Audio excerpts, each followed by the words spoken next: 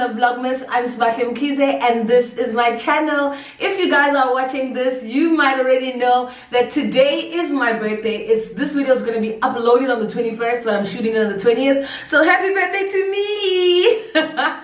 Thank you so much for watching once again. If you're a regular Dzegula, if you're a regular liker, a regular sharer, honey, thank you so much for coming back once again. And if you are new here today, welcome to the channel. Make sure that you click that subscribe button, honey, so that you can join the Regular Dzegulars. Okay, guys, so as you can see by the title,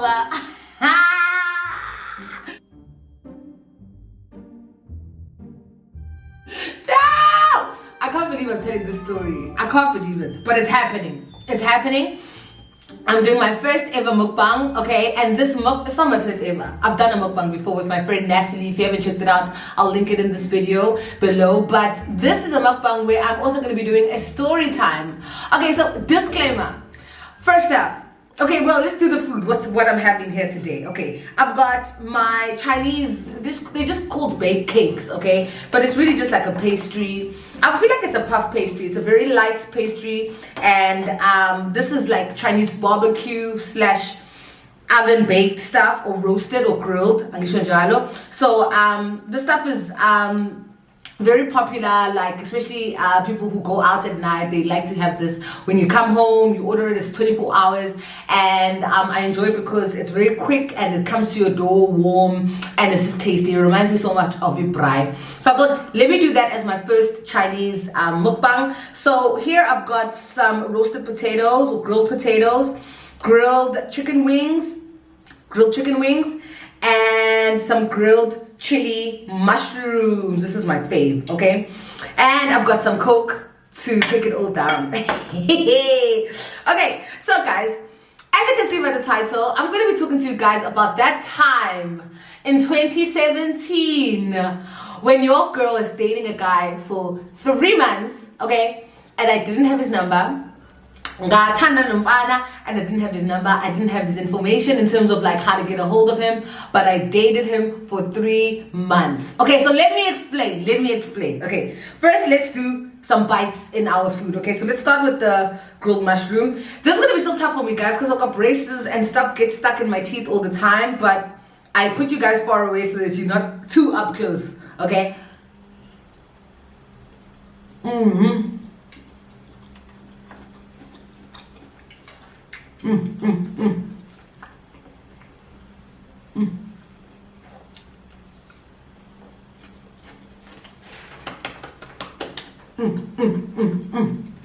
Okay. Let me get my drink ready. Okay, so it's in 2017. How old am I at the time? 25? How many years ago? It's in 2017. I'm living in Durban. I'm 25 years old, living my best life, okay? And so it's the weekend and it's my friend's bridal shower in Maritzburg, which is my hometown there, 45 minutes away from the city I'm working in. So we drive down on Saturday. We go to the bridal shower. Sibashe, we get there. Bridal shower. From Nandi and Radha. Okay.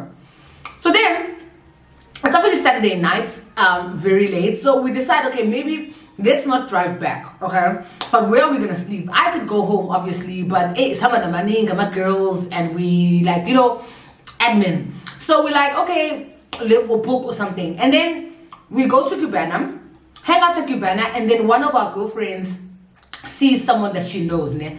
And he's like, come to my house. I've got plenty of rooms. Just come. And we're like, oh, okay. And the girl vouches for the guy. Like, he's a really good guy. He's a family friend. Blah, blah, blah, blah, blah. So we go. We hang out. We wake up the next morning. And now we're planning to go back to Durban to drive back. So the guy is like, no, don't go, you know. Stay. Like, you guys are not working. You're not doing anything for the rest of today. Why don't you come to my brother's house? He's having a bride. So we're like, okay. A bride, guys, for those of you who are not from South Africa, it's like a barbecue. Look, guys, these wings are popping.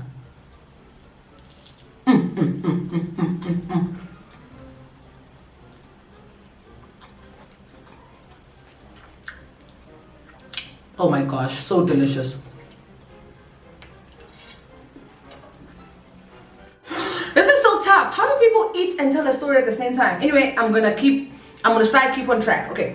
Anyway, so he's like, let's go to the bride. So then we go to the bride. Get to the bride.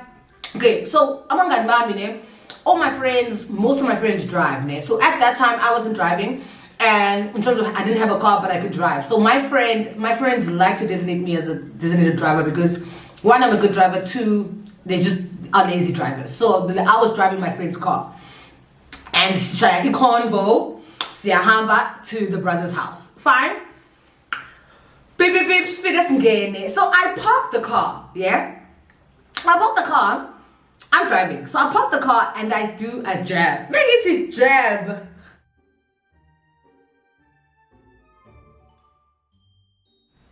Give me a booty, guys. A gorgeous. Guys, I'm never gonna lie to you, it was love at first sight. And that's on Priyana. Like, I saw him and I was like, whoa. Whoa.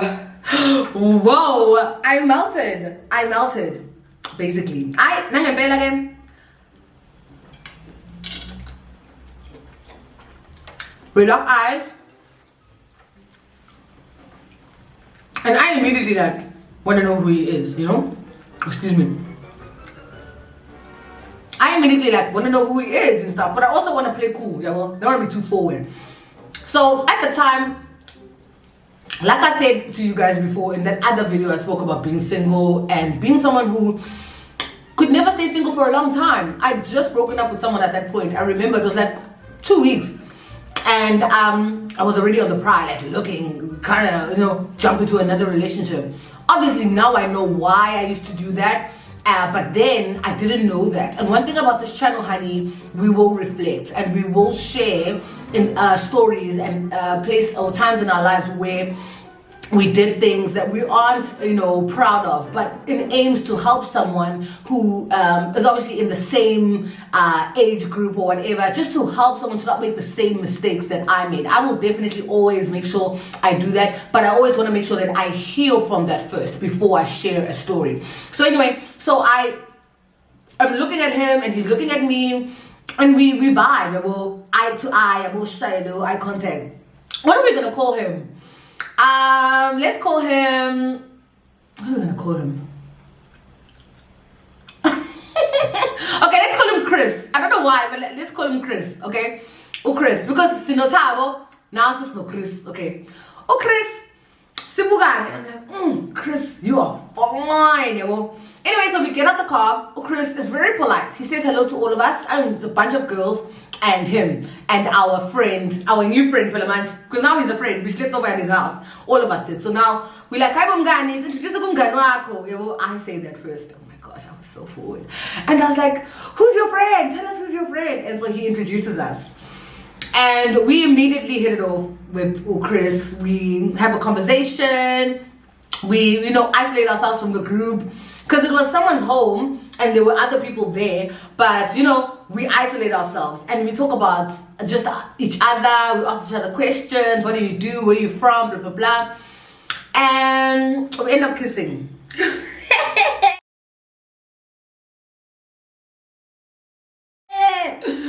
Guys, one thing about me in my 20s. One thing about me in my 20s, like early 20s. Guys, pila. I lived. And obviously there were moments where I was like, this is embarrassing kind of thing. Like, smart, this is a low, don't do that kind of thing. But then I also feel like I made sure that I embraced it. Like in any situation where I was in, I made sure I was myself. I never pretended to anyone that I wasn't. And if I wanted something, I went for it. Anyway, so we kissed, man. And we're already vibing, guys. Like, we are vibing. Oh my gosh. And in my head, I'm like, Homa, because I'm shot, he's my husband. One thing about me in my 20s, the first date, this one, Shato, I'm really thinking about marriage, kids. Hi, Mosisi, you just met him. Anyway, so then he's like, okay, so we're talking. At that point, we haven't exchanged numbers, okay? We haven't anything like that. We're just talking. It's late now. It's time to go home.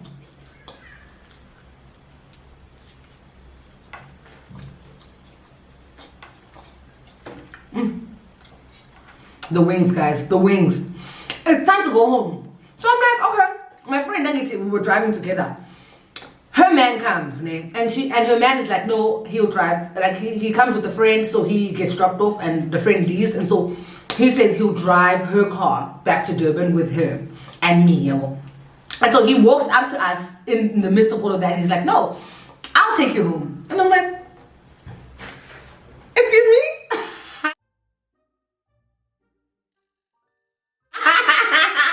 He's like, I'll take you home. And I'm like, take me where? Take me, who's home? I'm home. He's like, no, I'll take you to Durban. Mind you, he's from Maritzburg, 45 minutes away. So he's like, I'll take you. Yeah, no problem, I'll take you.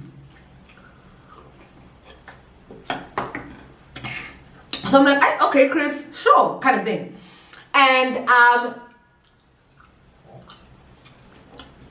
in the car, it wasn't just me, it was also another girl that was from Durban that was with us. So she came along with us. So then he drove us to my place second. So we dropped her off first, then he dropped me off. And so at the door, he walks me up to the door, and like I invite him in or whatever, we make out and stuff like that. And then I'm like, okay, so it's time for you to go, kind of thing. And he's like, okay, cool, we're never gonna see you again. And then he's like, no, I want to see you tomorrow. I'm like, okay, sure. Oh no, I'm like, okay, sure, you can see me tomorrow. And then he's like, okay, please can I have your number? So I'm like, okay, sure. I give him my number. I don't ask for his back because I feel like when he calls me, I'll save his number. Right? So Nangabella, he takes my number and he leaves. So I'm like waiting for this guy to call me Mayfiga in Maritzburg to tell me he arrived safely. Nothing. Monday starts, I'm at work, no message or anything like that. And around like 2, I remember because it was like towards the end of the day, and I'm like, this guy, excuse me, he's not gonna call me? Like, what? So about 2 o'clock, he calls, and I'm like, private number? And private number, guys, one thing about me and private numbers, I always knew it was either someone trying to sell something to you or someone who was hiding their identity.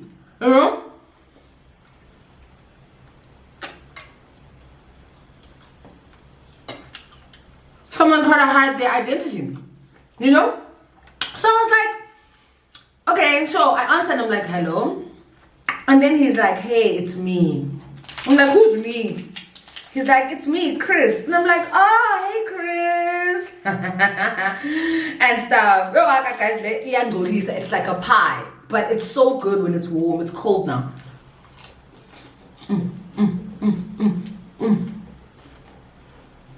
So yummy. Anyway, so then he's like, hey, it's me, Chris. And I'm like, oh. I'm like, oh, hi, Chris. Yeah, well, how are you? Blah, blah, blah, blah, blah. And then he's like, I really want to see you tonight. I had such a wonderful time with you. I want to see you tonight, blah, blah, blah. So I'm like, okay, sure. He comes into town, picks me up when we go to dinner.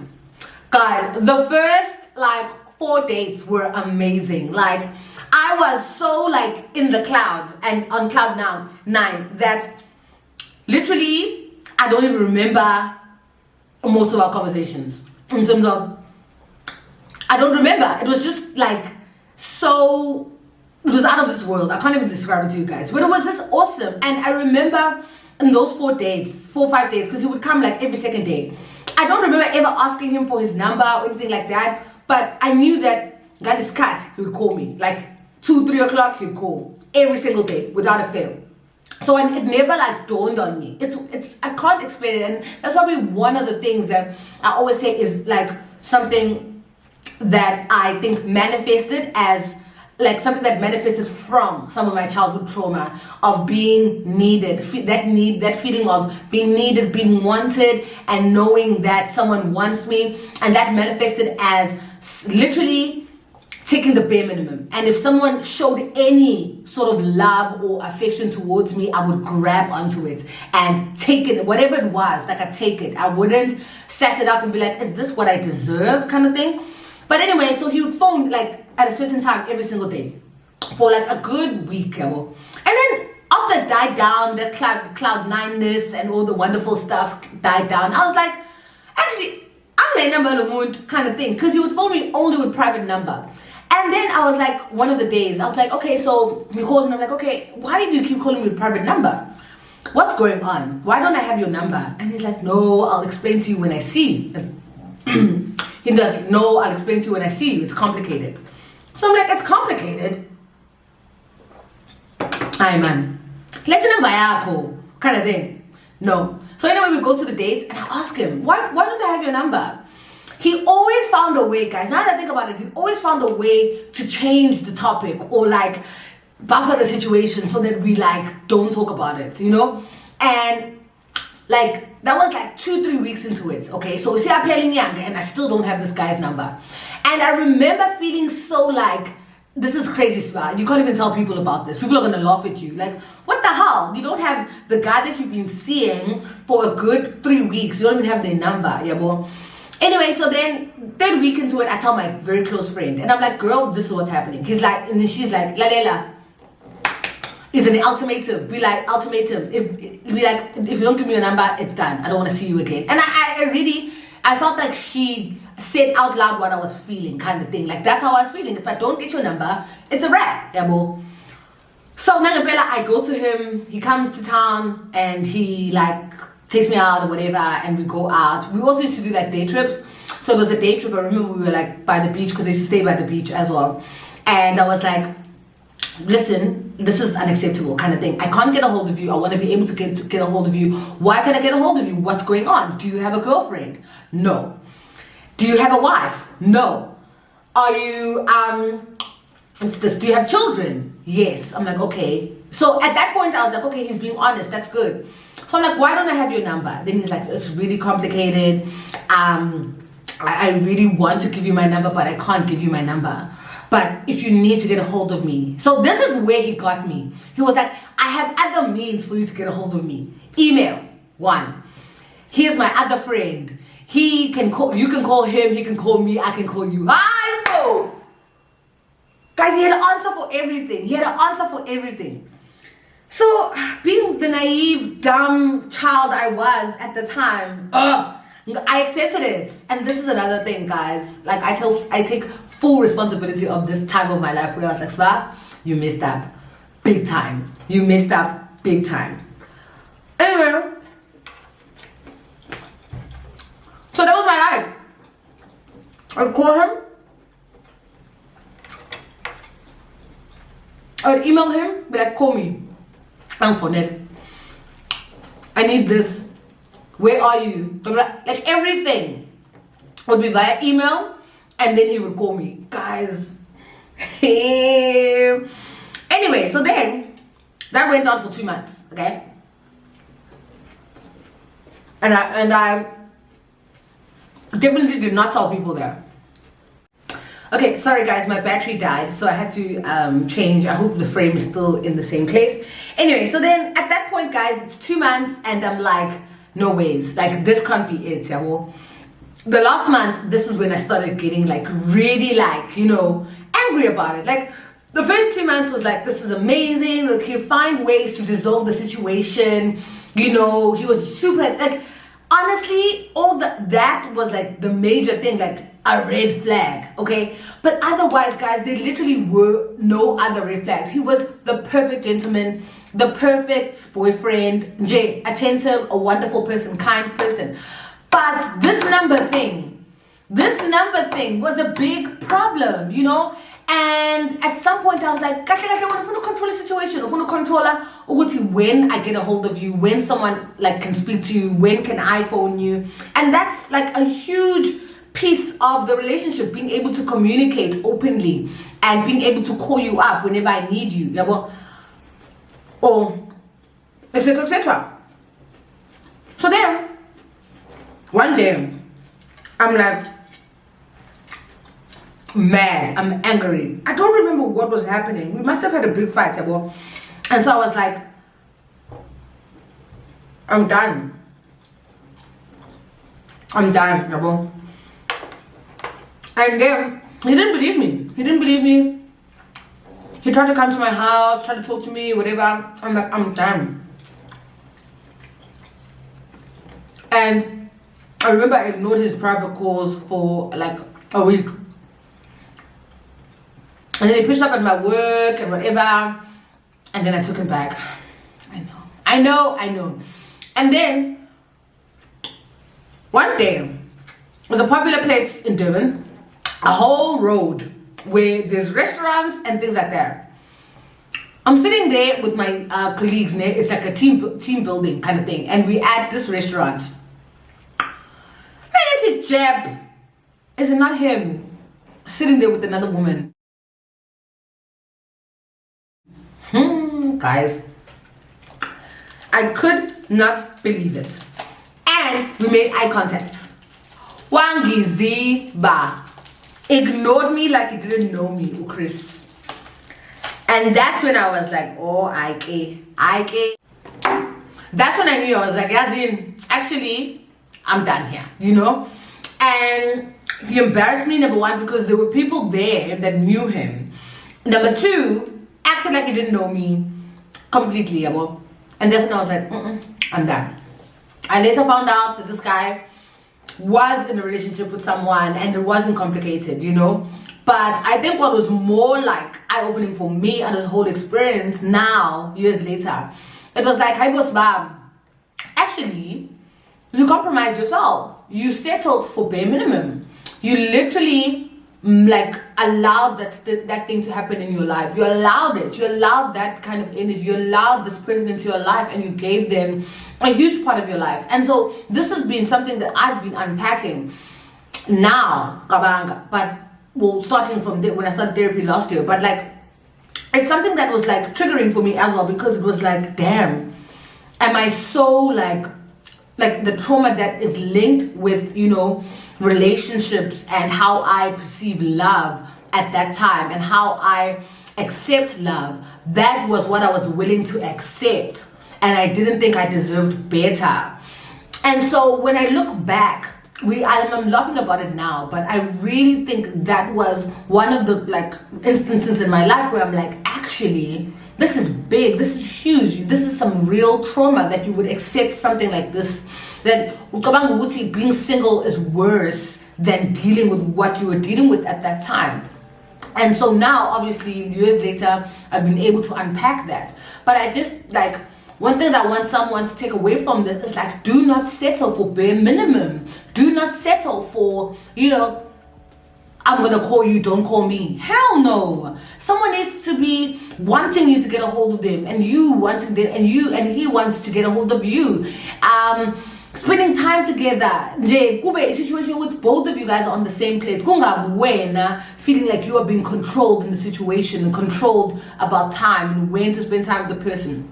Honestly, that is one of the times when I felt like actually it was my actual lowest in life. And I reflect about it now, but I think I tell my sister this all the time, that umuntu wesilisa will do whatever it takes to be with someone, right? And if I'm falling out, they will do that. And it's you are the one who will accept or say, yes, I will do this if you do this, or rather, this is the behavior I will accept. And if you accept it and you allow it, it's going to take over and over again. But you can cut it off and you can be like, no, I don't accept this. I don't accept this. I don't accept you telling me that you can call my friend and my friend call you and they blah, blah. Like, no, I don't accept that. And I wasn't able to do that. I didn't have a voice at the time. I didn't have that ability at the time. Now I do, but I hope that this can help someone to build that voice, you know, to say, I can't, this is where I draw the line, you know, this is now me deserting myself, you know what I mean? So yeah, guys, that is the story I wanted to share with you guys. Another story that you guys have been asking about is what's happening with my dating life here in Khofei.